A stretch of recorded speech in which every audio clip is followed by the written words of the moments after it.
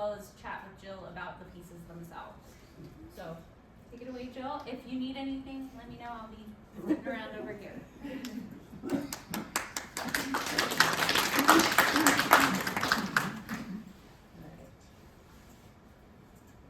Hello, I'm Jill Orlov, a former architect turned sculptor of miniatures in metal.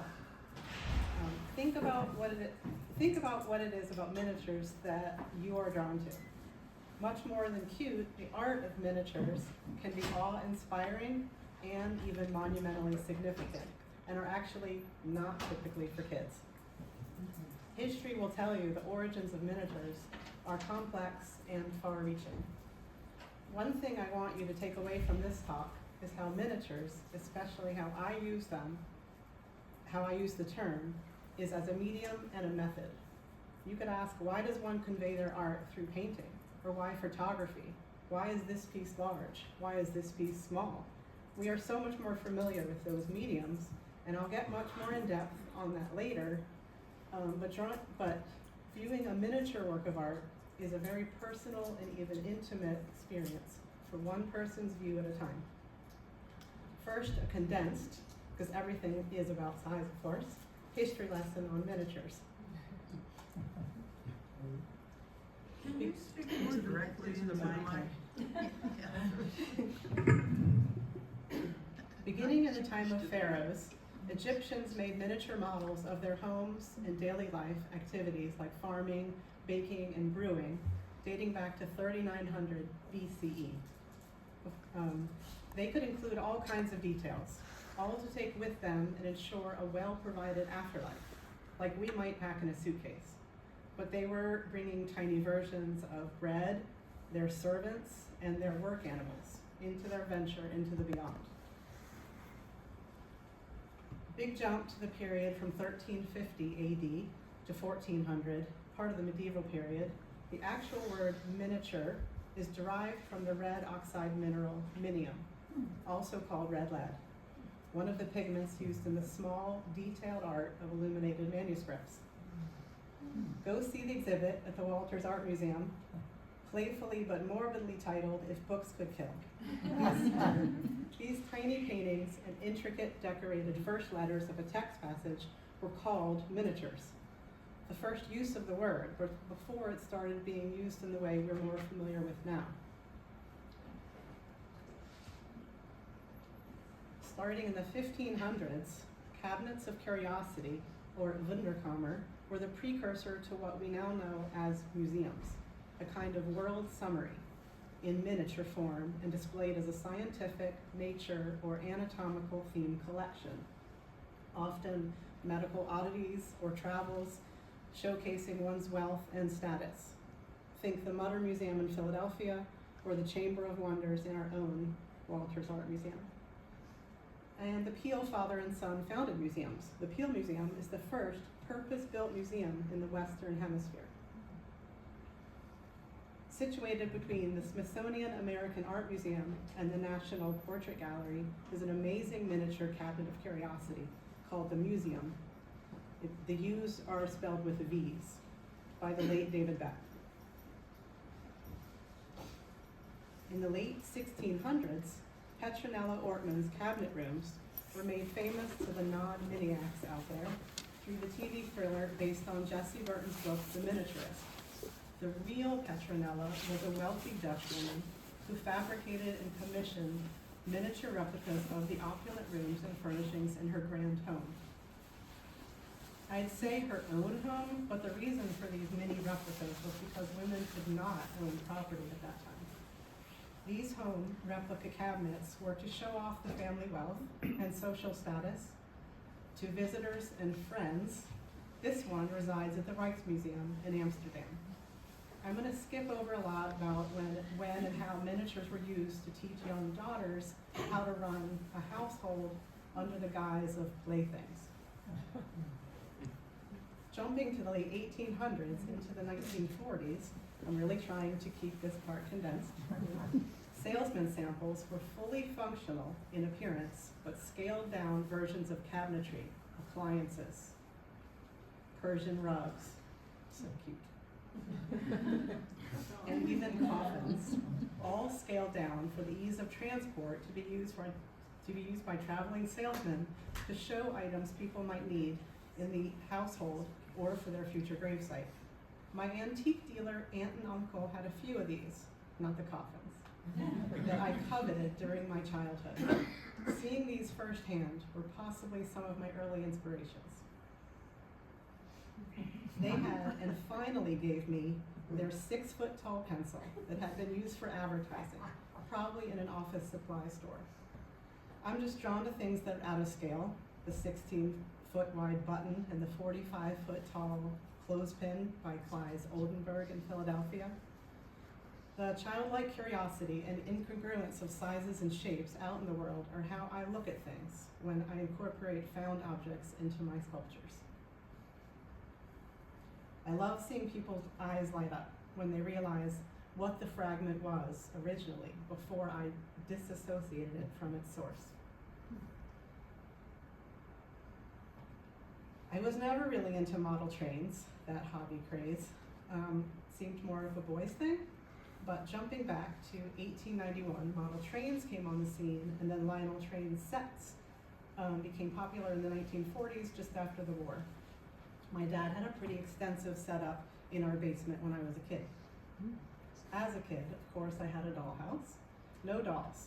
If you haven't noticed, I never used the figure in my art. I was just not into dolls and only the space itself and the furnishings. I briefly mentioned at the beginning that I am a former architect. It was an unspoken rule in architecture school to take photographs of beautiful architectural spaces, only when empty of people. Architects out there, am I right? I think our creativity and imagination run more rampant, completing a picture when the people have just left the scene. Back to the dollhouse. I loved putting together those detailed furniture kits. They came in about 100 pieces. I stained popsicle sticks for wood flooring. I hung tiny patterned wallpaper, and I laid and grouted tiny bricks. And I made tiny food out of Sculpey. Decades later, I got those finished furniture kits and dollhouse place settings out of my mother's basement and incorporated some of them into my earliest artwork for a group cigar box themed show I'll get to in a minute. Before calling myself a metal sculptor, here's my studio with some super cool vintage machinery, if I might say so. I studied architecture, getting a bachelor's and a master's. A prime example of me during the last year of grad school, my thesis advisor came to my studio desk and saw me staring at a blank sheet of paper on my drawing board. Seeing my frustration and knowing me, she said, "Stop worrying about making something beautiful and just draw something. But this is part of my inner struggle. I do only want to make something beautiful." I worked in the field for about a decade. Can you all hear me? Mm-hmm. I worked in the field for about a decade when I finally realized I just didn't love practicing architecture. What I loved and was now missing was making those very tiny, detailed models. I had always designed by making models and parts of models, but I wasn't interested in model making as a career, probably something nobody's heard of now. I didn't want to make other people's designs, and I also just really missed making things with my hands, especially tiny things. Another coincidence and forgotten memory I wanted to mention that happened just a week ago when I was working on this very artist talk. I was hunting through my undergrad portfolio for an image of one of those very detailed models. Sorry for the blurriness of this photo. It's a photo of a small photo.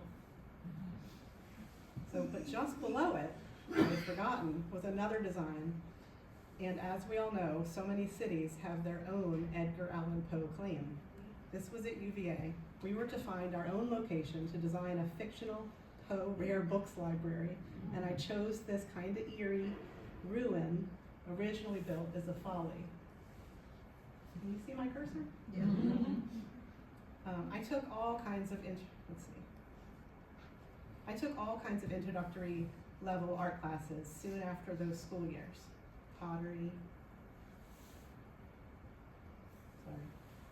Pottery, printmaking, woodworking, even glass blowing, but none stuck beyond that introductory level. But in trying them all out, each helped me develop as an all-over-the-place kind of artist, at least when it comes to materiality.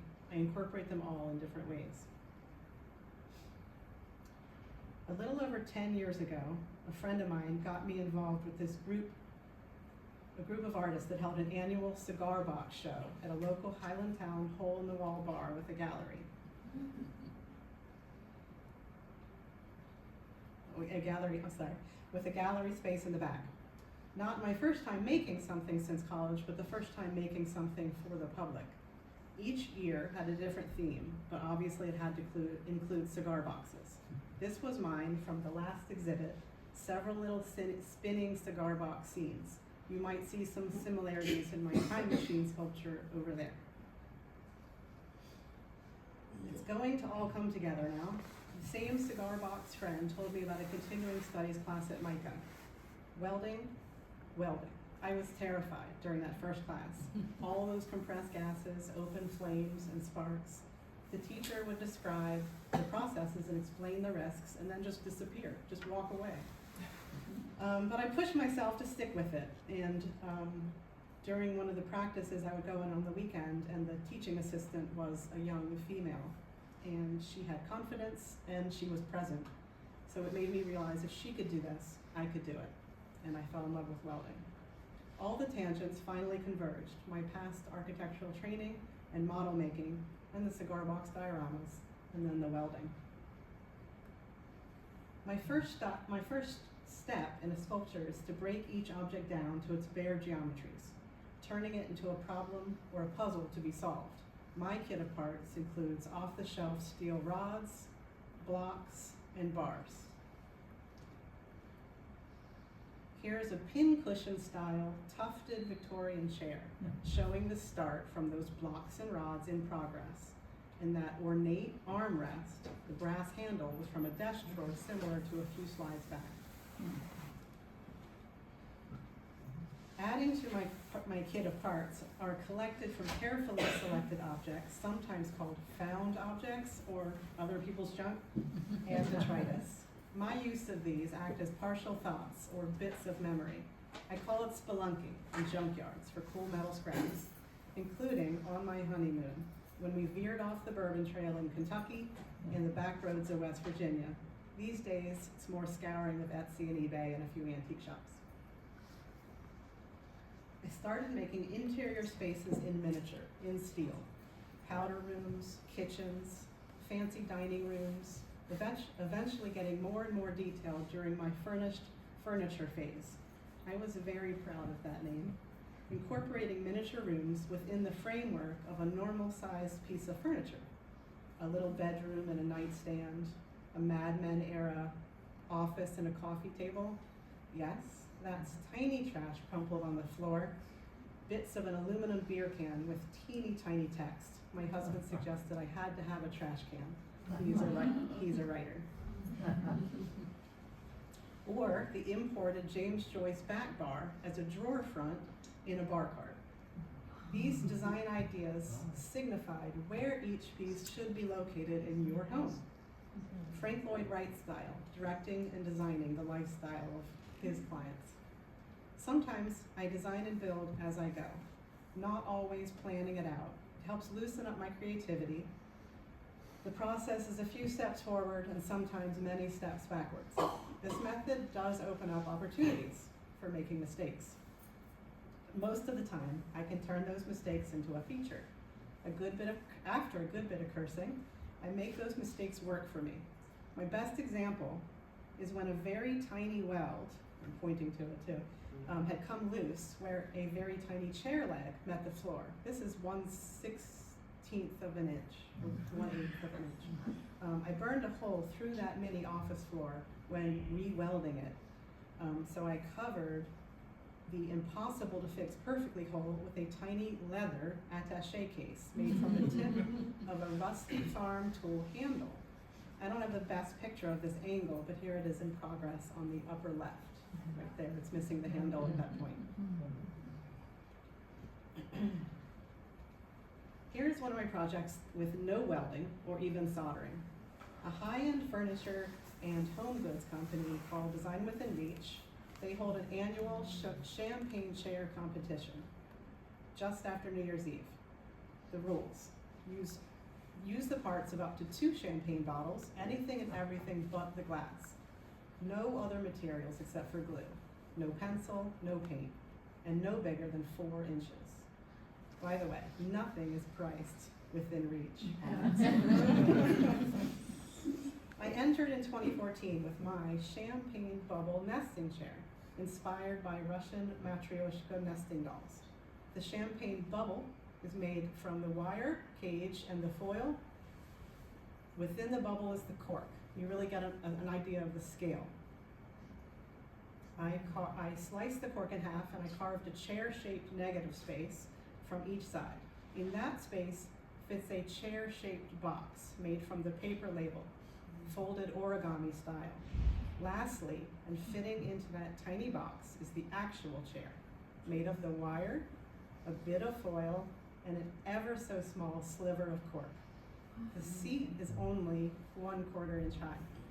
I won 2nd place, and it was kept in their conference room for years until later that same year. I was one of 24 artists, architects, and interior designers I feel like a part's missing, to make a dream room to be exhibited in DC's National Building Museum, to accompany the traveling exhibit called Small Stories at Home in a Dollhouse, from London's Victoria and Albert Museum of Childhood, a 300-year survey of historic dollhouses. We were each sent a maple wooden cube with a removable plexiglass front in which to design a dream room.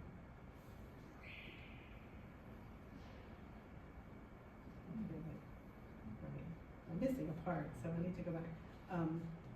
It was the former director, Rebecca Hofberger, who requested this golden orb to be in that exhibit. But as a kid, I'd been obsessed with The Borrowers, a 1973 movie based on a 1952 book by Mary Norton. A tiny family lived within the walls of a normal-sized family's home.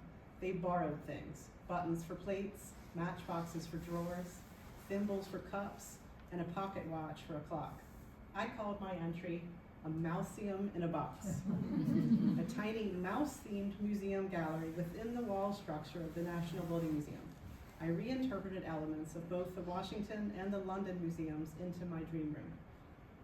I printed and framed the exhibition tickets and hung them from the wall. Everything being from within the wall, you see they are hung from the screws penetrating through from the other side. So for my tiny gallery exhibit, in the original London exhibit, this is the picture of the London exhibit, their cubes, their dream rooms, were just set against the wall. In the DC version, they were embedded in the wall. So to pay homage to the London show, I made even tinier open cubes of steel, filled them with mouse-themed modernist art, deconstructed mousetrap springs and wire, and geometrical blocks of wood, painted in various cheese colors. The gift shop, the real one, had a postcard-sized build-your-own National Building Museum, cut and fold style. I bought one, constructed it, placed it on my tiny exhibition viewing bench, and you can see also an image of the Grand Hall of the National Building Museum through the mouse hole here. These dream rooms were all auctioned off, and the proceeds went to the museum. Years later, I found out that the museum itself had acquired mine, and it's in their permanent collection.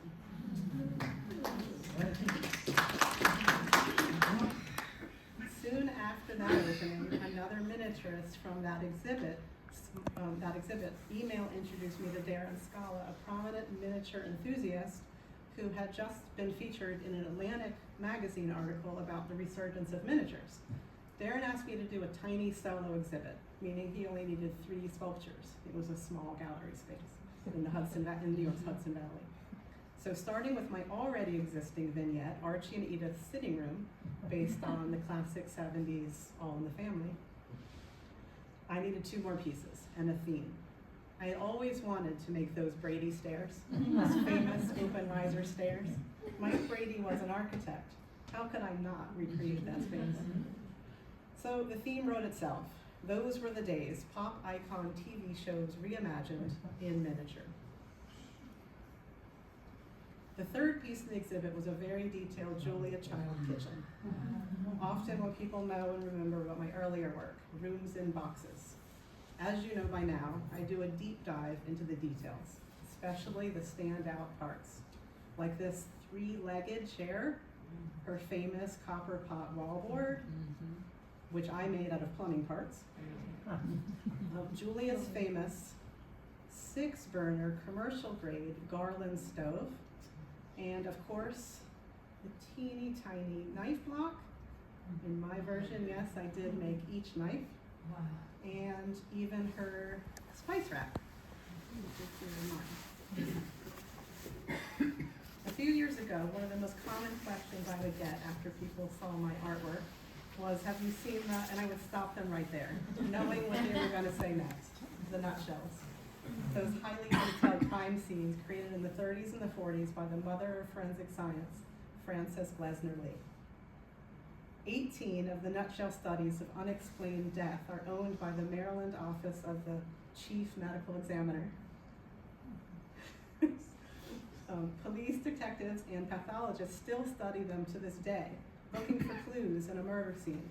She called them the nutshell studies because the purpose of a forensic investigation, she said, is to convict the guilty, clear the innocent, and find the truth in a nutshell.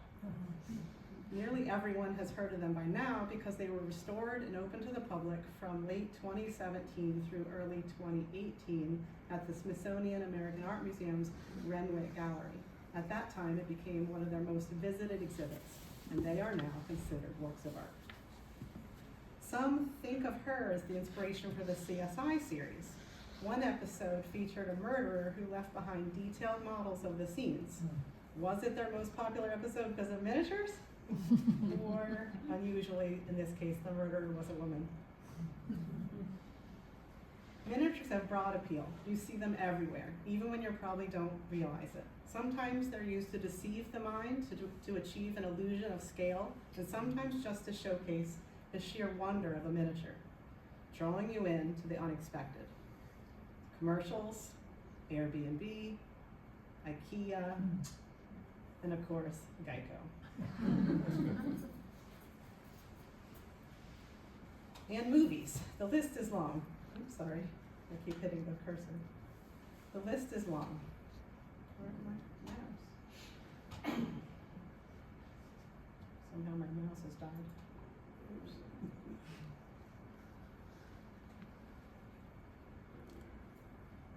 I don't know why. The mouse has died or something. It's moving around. You see it up there? It's there. Oh, there, okay. Not used to that. I think it got lost over on the left. Okay.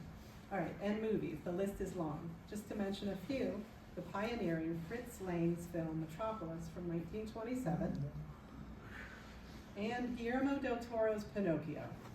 An amazing exhibit was held in New York City's MoMA in 2023, celebrating their use of miniatures and stop motion. And the opening scenes of Severance, currently showing on Apple. And Hereditary, a movie I really, really wanted to watch, but just the trailer was too scary for me. And a few others, Inception, Lord of the Rings, and Harry Potter, of course. And King Kong. Oops, I don't know how that got in there. Finally, getting back to my more involved miniature scenes and some of the things I incorporate related to newspapers and, of course, books and libraries. Here is my tiny book factory, one of the only processes that I can do at home, at my dining room table. It's a secret process, so don't ask. I use these tiny books to add color and texture to the predominantly gray palette of my vignettes. I use vintage newspaper printer press plates like this one. These were in use from the early 1900s to the 1970s. I love all things text-based. I use them for the texture. And sometimes, and somewhat subtly, for the content, hidden in plain sight since they are in reverse. the now former executive director of the Mini Time Machine Museum of Miniatures, you know that's a mouthful, has contacted me to do a solo exhibit in Tucson, Arizona. I started to think of the commonalities in my not yet so esoteric work. The huge world of miniatures was beginning to cross into the world of art, and I wanted to be a part of this trend. But at this point, my sculptures had not been heavily layered with deep thoughts. My art now focuses on the many shared human experiences of the big picture, but scaled down to be viewed through one pair of eyes at a time, when in person. Some of the common threads of my sculptures, which were inspired by films, television series, and classic novels, yet the very reasons I chose them are for issues that continue to haunt us to this day. Alternative facts, media suppression, overly powerful governments, pressure to conform, apathy, or assumptions about others that might be different than ourselves, and sadly, back in the spotlight, book banning.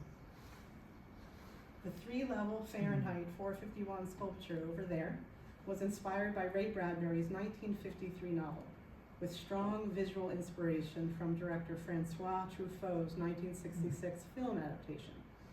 The famous scene of the floor covered in books. The movie was a work of visual art.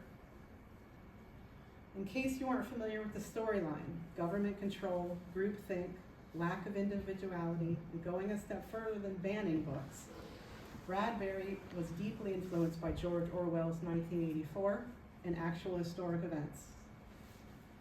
The firemen in this book didn't put out fires, they hunted people down, those who possessed books and burned them, the books, a whole library in this case. The chair on the landing with the clover cut out on the back is a perfect example of how deep my research goes when finding the perfect found object. I thought a vintage key would make a perfect miniature version of the chair back. Those collected fragments I mentioned earlier, physical and intangible, they started informing my next steps. A stream of consciousness in 3-dimensional form, building layers of meaning, extensively researched, not exactly just found, but by falling into many research rabbit holes, barely making it back out. The fragments do eventually come together and create a cohesive whole.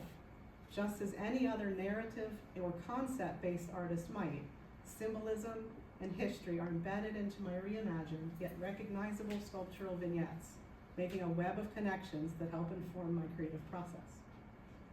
Obsessively, for that perfect key, I scoured the internet, and finally, a collection of beautiful vintage keys on eBay.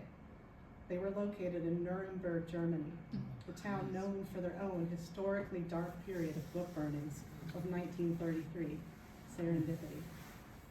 Coincidentally, at that time, my husband had already been planning a trip to Germany in 2018, and it included Nuremberg and Bamberg, known for their smoky beer at Schlenkerla Brewery.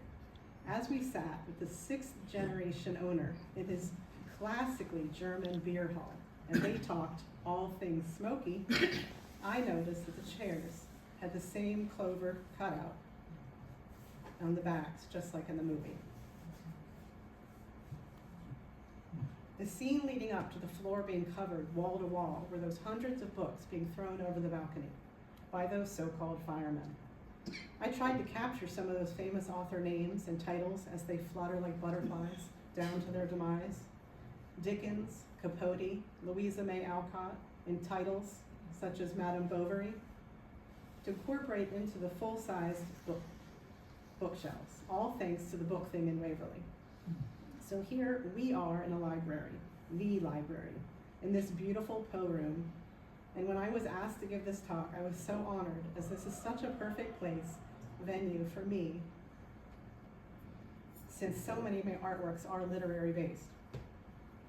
The last book the captain grabs from Montag's hands in that attic scene in the film, Edgar Allan Poe's stories, tales of mystery and imagination. Another serendipitous moment happening in this room right now.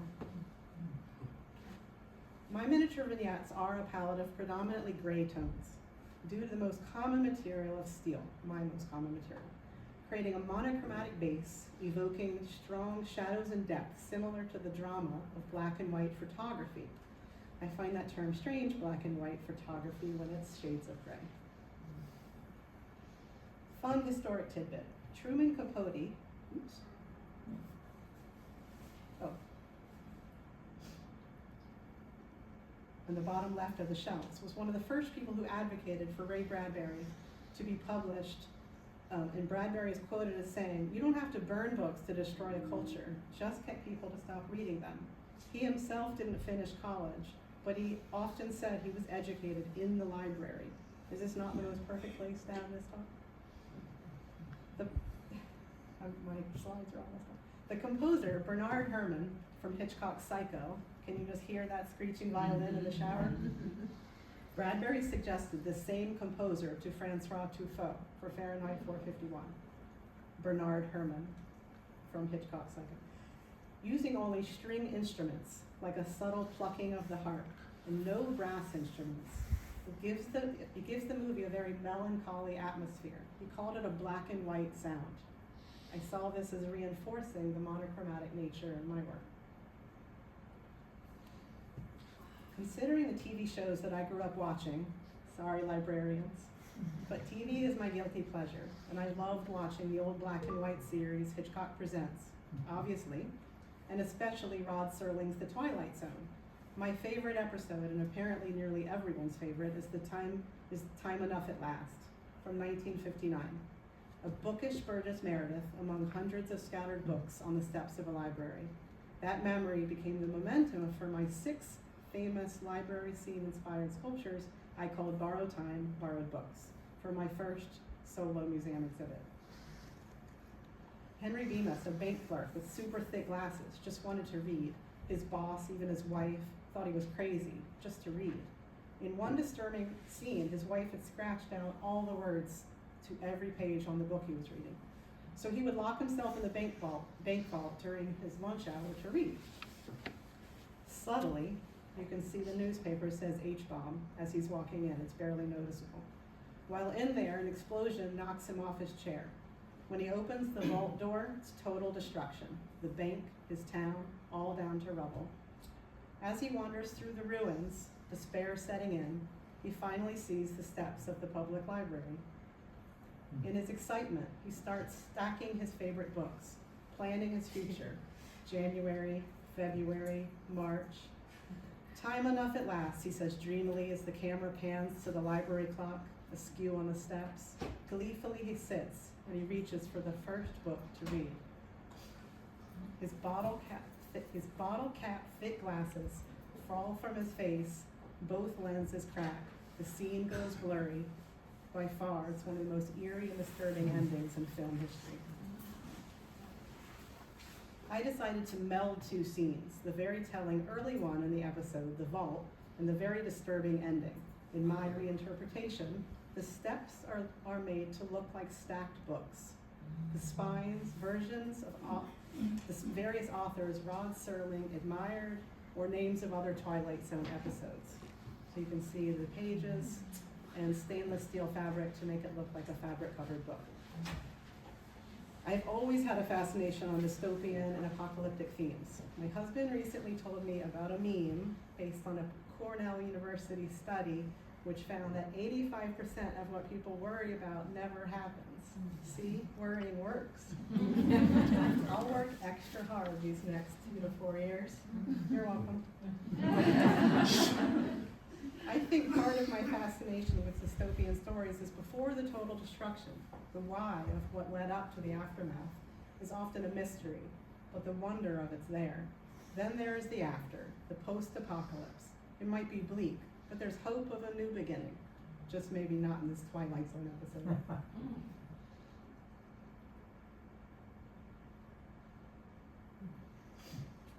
On a lighter note than burning books and total destruction, next we delve into dealing with teen angst and fitting in, or not. But again, incorporating a lot of newspaper column printer plates is the 80s movie The Breakfast Club.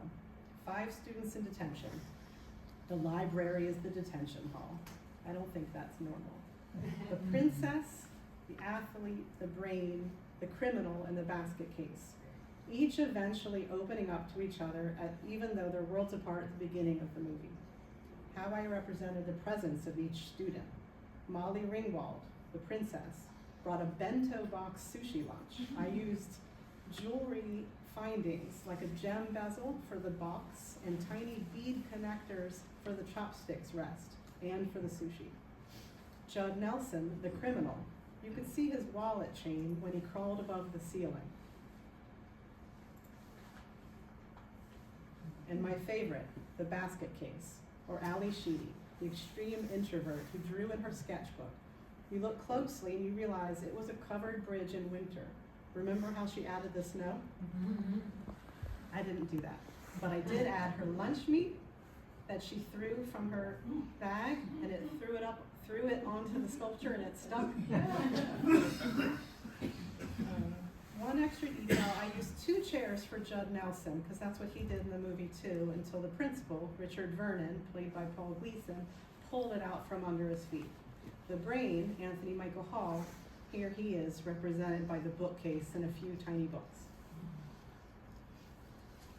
This is about as close as I get to sewing. Emilio Estevez, the athlete, his varsity leather jacket, my version is copper mesh. Behind the scenes, the miniature vignette is set within a full-scale, leather-bound open book. In my case, I use heavily rusted steel as it evokes the old leather. The newspaper printer plates, press plates, become the word-filled open pages. This is one sculpture that the newspaper press plates have more content connection, as they are from a British column written by G.K. Chesterton in the late 1800s into the early 1900s called Tremendous Trifles. He analyzed all kinds of topics, from sports to stories about the Old Testament. He was a contemporary of H.L. Mencken. They knew of each other and might have respected each other, but I don't think they liked each other because they had very different religious views. Chesterton also wrote a book called All Things Considered. Maybe NPR heard of it. My favorite sculpture in the Library Scene series, yes, they are all my favorites, is Wings of Desire, inspired by the 1987 film by Wim Wenders, When Berlin Was Divided by the Wall. It was about observing angels that roam the city since the beginning of time, mostly shot in black and white while representing the angel's point of view and in color otherwise. My original plan was to recreate the scene in the stacks of the Berlin State Library, where one of the main angels, Damiel, is overlooking the shoulder of a young man silently reading, while several other angels sit on a nearby ledge. The movie was required watching in architecture school, and that was the scene that came to mind.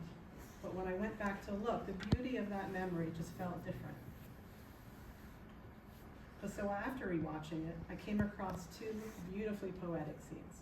I knew I had to recreate a very ethereal 41-second scene where Homer,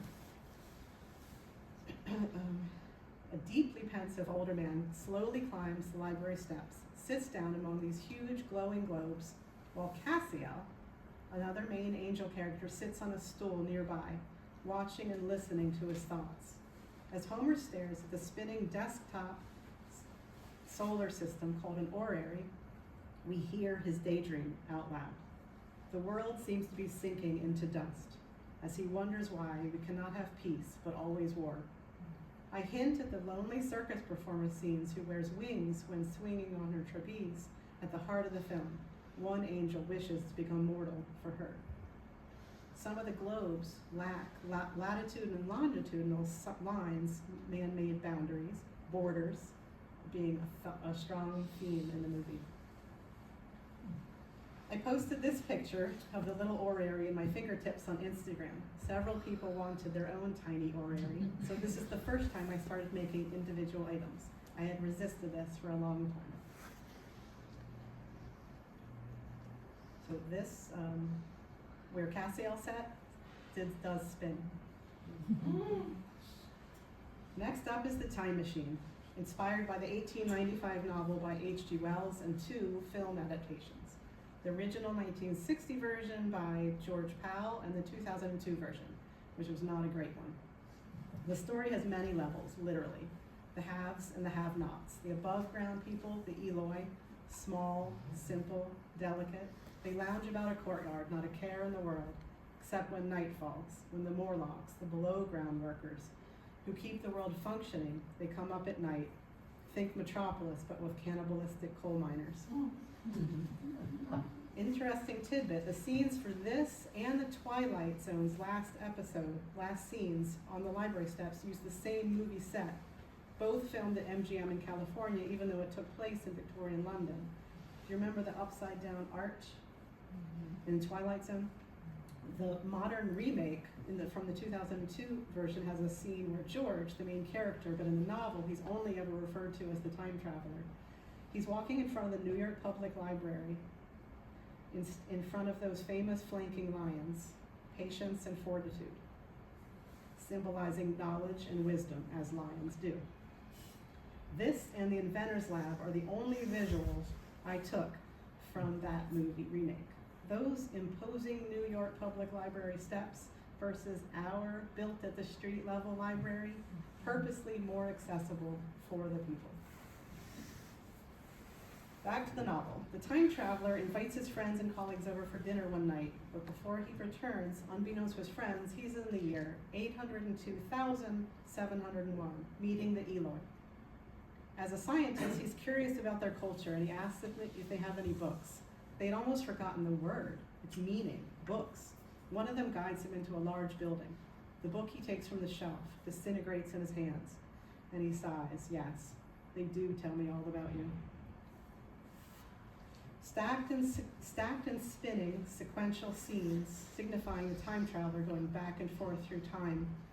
They're all set within vintage card catalog library drawers, except for the Inventor's Lab. He leaves one last time, and the confused housekeeper shows the library shelves to the time traveler's friend. The empty spaces where 3 books are missing. The story ends. After that exhibit, I finally stopped introducing myself as a former architect and comfortably called myself an artist. I didn't abandon my architectural past, as it was a stepping stone to becoming a sculptor, but I'm still an architect at heart. My art is the built environment, just miniaturized. As I said in the introduction, I use the miniature scale as a medium and a tool. Miniatures encourage taking a closer look, everything condensed in a focused field of vision, like a whisper. A miniature makes you lean in and look closely. The second sculpture I created without any steel or any welding is this miniature framed gold and platinum album award. Late in 2019, music producer Benny Blanco's People contacted me to make multiple framed album awards. He had just won 2 gold and 1 platinum album award. You know those typical framed gold albums you see in the movies of the offices of music producers?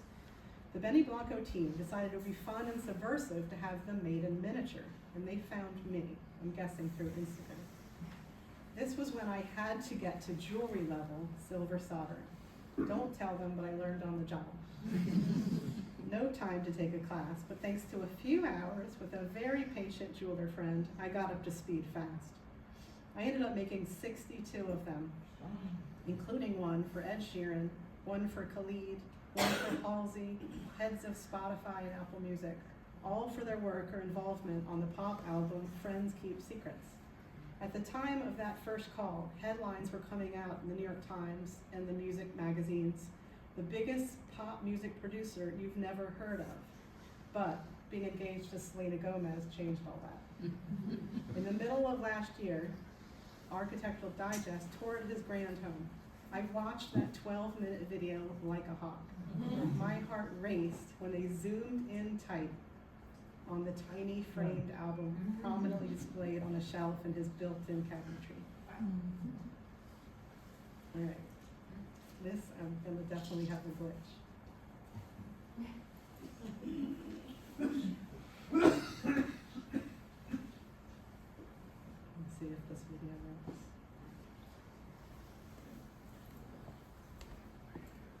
Okay. Full screen now, or after it's over.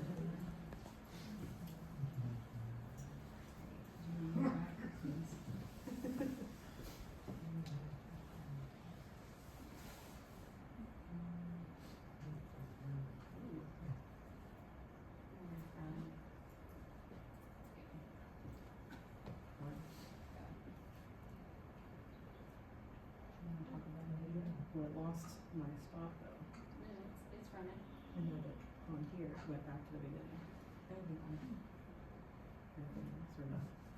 I'm waiting till the end of the video. You wanna talk about what's happening? I'll explain it in a second. It's this way.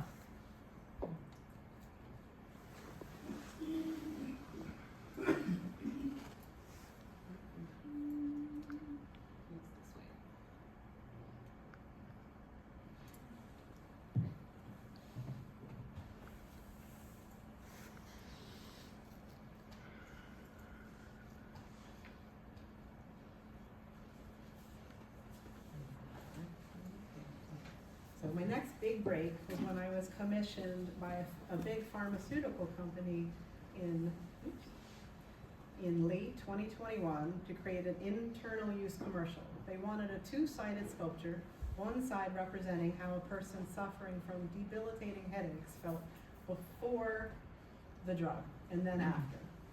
She described her life in the before as the end of the world, the walls caving in.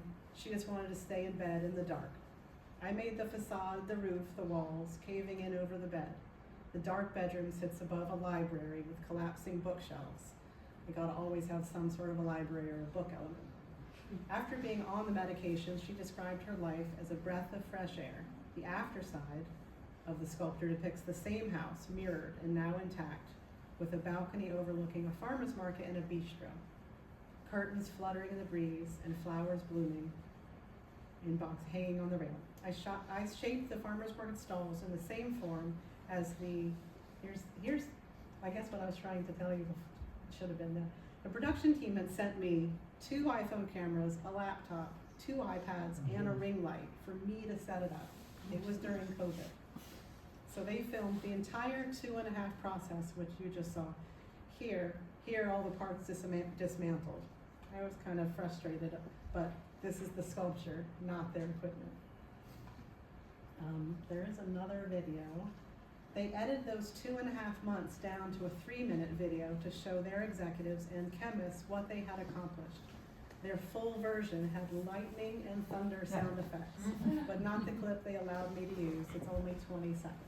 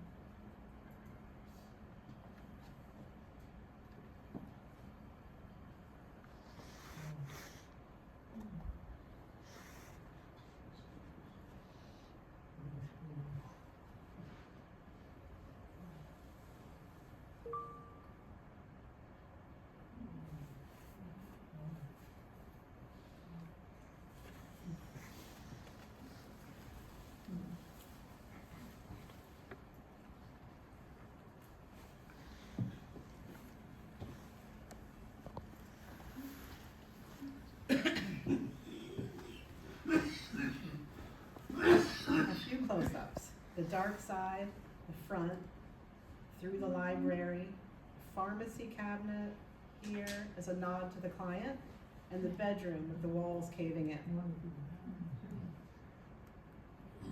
They sent me an inspiration photo of a bombed out Irish village, so I tried to downplay that part. The farmer's market, the onions made from a crystal bracelet, pears and mandarins are glass beads, and the carrots, frosted glass beads with green wire. The little bistro seating here, and the fluttering curtains on the balcony. Pink and blue were their trademark colors on the packaging. This miniature sculptural scene, I don't know why it's there. Okay, this miniature sculptural scene is my first collaboration. Well, and it's a work in progress. Well, not this picture, but is this not one of the most beautiful galleries? It's my visual inspiration. Back when the Walters Art Museum exhibit called Activating the Renaissance opened, I had a dream. Well, it was a daydream. But back to my reality, 3 experiences directed my artwork towards the injustices of mass incarceration. One happened before I even knew I was becoming an artist, or I would become an artist. During my undergraduate architectural studies, we were given a choice of designing a monastery or a prison, both designed with small cells and isolation in mind, but in drastically different ways. That simplified comparison resonated with me way back then, and it might have planted a seed, but the deeper repercussions didn't surface or manifest in me for years. Secondly, a few years ago, I came across a newspaper article about the loneliness of prisoners and how to become a pen pal. I thought about it often, but I wasn't ready to follow through just yet. Then the third, in July 2021, I came across an image of a tiny handmade Airstream trailer. It was made by Dean Gillespie, one of the featured artists in Nicole Fleetwood's seminal art exhibition and book, Marking Time, Art in the Age of Mass Incarceration. The Airstream was his dream of the outside world. He was incarcerated. He used foil wrappers from his meals for the aluminum cladding and stained tea bags for the curtains. This was finally the time for me to realize I can do something that might make a difference with the tools that I have. Making art, yes, but also making connections and relationships through art. In May 2023, I volunteered with the Justice Arts Coalition in Tacoma Park to view artwork mailed in by currently incarcerated artists. And we, myself and the other volunteers, responded to that artwork through letters we wrote, and the JAC would send them for us. That was my first introduction to those on the inside and their artwork. Seeing something beyond what we typically read about, the locked away, and what put them in there. But as we always know, when we dig deeper into a story or a life, there are many nuances to us humans. Why do we so often just stay on the surface when we hear a headline? I came up with this collaborative concept of reinterpreting the paintings and sculptures in the late Baroque and neoclassical gallery within the Walters Art Museum. I began communicating with 1, then 2, and now 7 currently incarcerated artists. Most are self-taught. If I have time, I'll explain more of the details of both the sculpture and its metaphorical choices of materials. But first, how I did it. I sent high-quality images with descriptions of all 27 original paintings and all 6 sculptures to each inside artist. I asked them to reinterpret, not to copy, not to alter, just to find some connection, some spark or a catalyst, and just run with it, to tell or visualize their story. Art can be large and grand, but viewing a miniature is a solitary, even intimate experience, drawing parallels of confinement while looking closely at the injustices of mass incarceration through an unconventional lens. In my heavily metaphored style, and I'm creating, it's still in progress, the walls, floors, and highly detailed ceiling cove within an ornate wooden frame. I mitered a 2-dimensional frame into a 3-dimensional space, providing a platform for those who've been marginalized or abandoned by institutions to break down barriers, flipping the systemic or cultural oppression through their visualized voices. Those without power, redesigning the halls of history with certain autonomy, giving them freedom to criticize and critique the classics with their new and personal perspectives. Locked away and forgotten, these men share their stories and life experiences through their artistic interpretations of some of the classics. They gave me permission to use their names and their writings, and I've edited some of their writings down for brevity. Kenneth Ananyaki, and his reinterpretation of Portrait of a Young Nobleman, and the original to the left. He called his painting Children in America, Marginalized. In his words, one thing continued to ring true. They were allowed to sit in these positions because of slaves and abuse of marginalized people.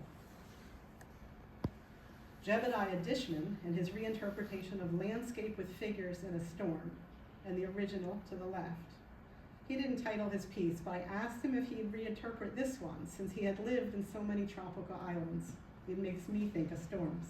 His response: "That's my dad. Kansas farmers are always worried about the weather." Alan Hudson. His reinterpretation of View of the Roman Forum and the original above, he called his piece Forum. And here is how he described this painting. The works could be transformed into a farm scene like I do. I really had fun doing these. They were challenges when it came to maintaining the layout and using some of the same light and shadow and details. One of my favorite adaptations is the small silo, where'd I go? In the forum at the end of the scene. It takes me back to my art history classes and when we learn how important that little spot of color becomes to draw the viewer to the end of the scene. And here I converted it from a sky-colored hole in the tree line into a metal-colored object that we all know must be a quarter mile away or something, which brings me to the similarities and storylines between Panini's classics and my classics. It's, well, the story of our classics, isn't it?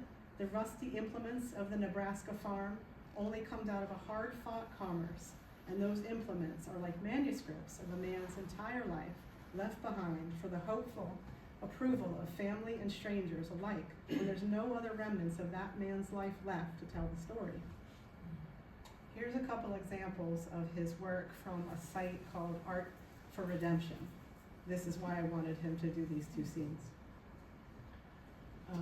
And plus 1 page of one of his 6-page letters and a card that he sent me. But examples of these types of letters that would be included within the cells come mailboxes in the sculpture, and a couple more of his Art for Redemption site. Oops. This one is his reinterpretation of a view of the Colosseum and the Arch of Constantine. Like his farm scenes, he used a pile of tires and old wood scraps to look like the arch. Mike Lauderdale, in his interpretation of allegories of the 4 seasons, he purposely chose the tiniest of paintings since he knew no one else would want to do them, and he already painted and writes very tiny. His handwriting can be merely microscopic, but it's as neat as a draftsman, and it's a work of art in itself. Here are his descriptions of the allegories in his words, but I'll explain that he is the teddy bear. Winter, an image of the night sky, the crescent moon, Teddy's image repeating from the vanishing point around the moon in the foreground, every day being nearly the same, of stagnation, and a sense of being endlessly suspended. Summer, Teddy and Squirrel leaning together watching a sunset, hopes and dreams for the future. Spring, Teddy looking out of a hole to where Squirrel is looking in. This is how Ace, the squirrel, is his girlfriend in Denmark. They have met, how she found him. Autumn, an image of the Grim Reaper standing before the foreground figure whose hands are bloody and whose gaze is downcast, sad, humiliated, guilty. His words. Sean Hawkins, his interpretation of Scipio Africanus fleeing Massiva. Here's the original. And Sean's diptych, Ali and Miles, described in his words, but edited down. 2 iconic figures, Miles Davis and Ali. Miles, he's in monotone, all the life and color being summoned forth through his horn, through his music. The layer in this is Miles's desperate need, wish to conquer his own demons, and that need, wish in all of us respectively, which is what the created image of Ali represents, conquering the opponent within. While the original is commanding liberation of the self, the woman is chained before him. My reimagining is offering a similar theme of liberation, of self, and in a larger scope, societal ills. The same way the emperor is commanding a thing with his voice and demonstrative use of his finger, so is too Miles through the use of his horn and his music. The second slide is also Sean's, his reinterpretation of still life with flowers and fruits in a garden. His words. With my piece, the beauty of the flower stands on its own merits. as it instinctually survives the wiles of nature. Its job is to stand beautiful in an effort to attract that which it needs and creates a mutually beneficial act between plant and insect. I think part of this image represents our need to be independent, but at the same time, in life, we all need someone or something to successfully achieve our God-given potential. The flower, beautiful yet fragile. It can't be what it needs to be without the assistance of other forces in life. And so too, in this case, with mankind itself. Try as we may survive with as much independence as possible, we can't do it alone. I also included a couple more of his paintings from his own website, SeanHawkinsArt.com, who he has somebody maintain for him. Here's another version of his Muhammad Ali and his Merle Haggard, which is just phenomenal. Thomas Manos is my only sculptor. So far, he's reinterpreted the 4 bronze castings allegorical groups representing the 4 parts of the world. The original above and each respective miniature. And I shortened his words way down. Europe. Jupiter crowns Bellona, the goddess of war. Thomas's description. Europe has a ship captained by Uncle Sam sailing across the ocean carrying barrels of oil and giant howitzers on top of a globe. I don't question them. America. The European view of America, the New World, as fierce and primitive, is represented by the semi-nude female warrior wearing feathers. Thomas's description of his. America sits on a base, a tent or a border wall, held up by people with outstretched hands. The top of the Capitol has Uncle Sam holding an American flag. Asia. The artist, this is in the Walters words, the artist appears to have been at a loss for a dominant idea. The various figures hold plants and spices. Thomas's description of his. Uncle Sam and G are each on their own ship battling for a number 1 spot. 2 figures sharing and pulling a rod with a sphere, the world, that actually does slide back and forth. Africa. The central motif of a man holding sheaves of grain reflects the fact that from antiquity, North Africa was an important source of grain for Europe. Thomas's description. A country-shaped sculpture, tilted, and its resources being divvied up by the rest of the world. Almost done. All right. Kwong Kwok Chun. We spoke on the phone to attempt to get his pronunciation right, but he goes by Mike. And his take on the sacrifice of, I'm going to butcher this name, Polygina at the tomb of Achilles. There are so many versions and interpretations of this painting, such as appeasing to the wind, choosing to die rather than be a slave, whether she made Achilles vulnerable in telling her brothers about his only vulnerability, his heel. Mike chose to recreate it, in his words, to pay homage to the original and take on the technical challenge. He calls it micro-martyrdom and describes it in his words, no matter the scale, the story remains the same. Man fucks up and a woman is sacrificed. No time for men to take ownership for their crap and start honoring women. Here are 2 examples of his phenomenal artwork from his Instagram page, Crucible118, that a JAC volunteer maintains. Recreations of Vermeer's Milkmaid and Da Vinci's Mona Lisa, each on a 5.5-inch by 8-inch cardboard lunchbox. Okay, one more lastly. The next project I hope to begin soon with some of the same Insight artists and hopefully more. This is related to a grant I won last year called the Municipal Art Society of Baltimore City Artist Travel Prize. The Walters Museum piece was part of my inspiration for a sculptural series. I will travel to some of the original cities developed during the City Beautiful movement, such as Chicago, where it all began in 1893, when cities were populating at a fast pace, drawing in a labor force to keep up with the industrial progress. As in any major cultural shift, improvement here for some, degradation there for others. A system of cheap labor and crowded conditions flourished. In addition to Chicago, I'll travel to Boston, Philadelphia, Washington, and Kansas City. The end. So thank you for coming out tonight, sticking with me. I know I can be wordy. If you want to get in touch with me about my artwork or any of these incarcerated artists, I can provide you that information.